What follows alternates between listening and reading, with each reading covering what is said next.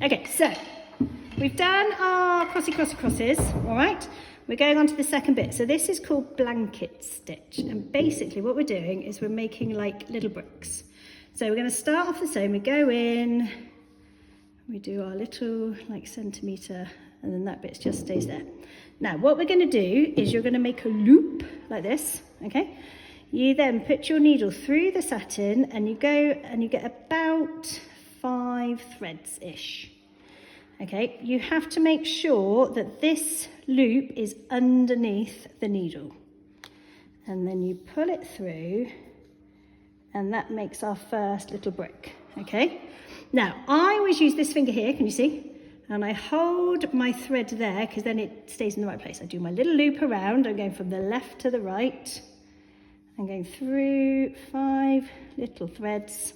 So you've got to go through the satin. If you just go under the threads, it doesn't like hold it onto the satin and your darning will just come off. And I pull it through and there's my second little brick. Does that make sense? Yeah. Right. So let me just zip across.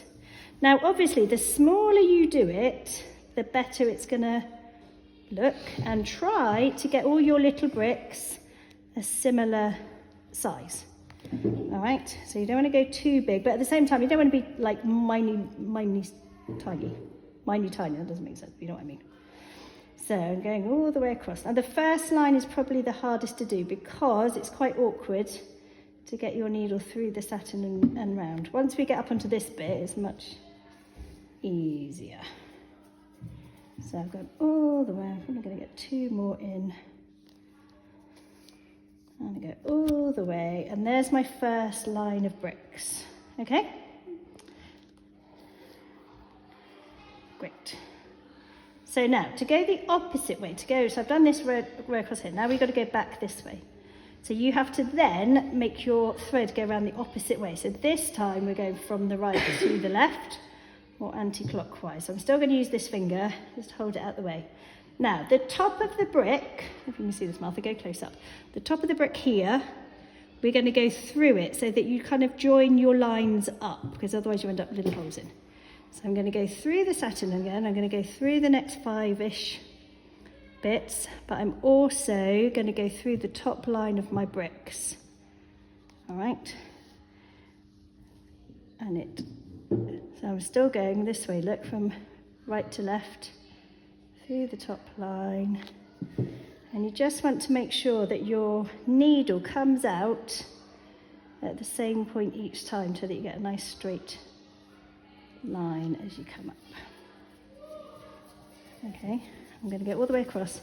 In a minute I'm going to show you the mistake that people tend to make, and then we'll unpick it. If you ever go wrong, it doesn't matter because you can always unpick stitching, so it's not the end of the world. And if you end up with like a hole, I can always patch it back in. So never panic. It's just about learning the skill, isn't it? All right, does this make sense so far? Yeah.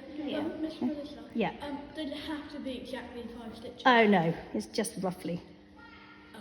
I mean, you don't even need to count them. It's just like about, I don't know, half, maybe, oh, I don't know, So half a centimetre, like about 5 millimetres. Okay. Ish, but just until it looks good. I mean, what you don't want to do is do like, huge. Yeah, does that make sense?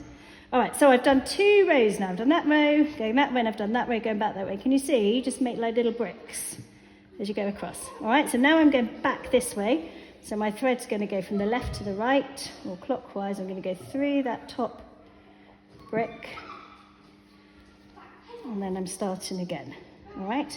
Now I'm just going to show you the main mistake, and also can you see there's like there's a thread here that's a bit loose. It doesn't matter because when you do your bricks, oh, a little knot, that's very useful. So do you remember I said if you get a knot you just have to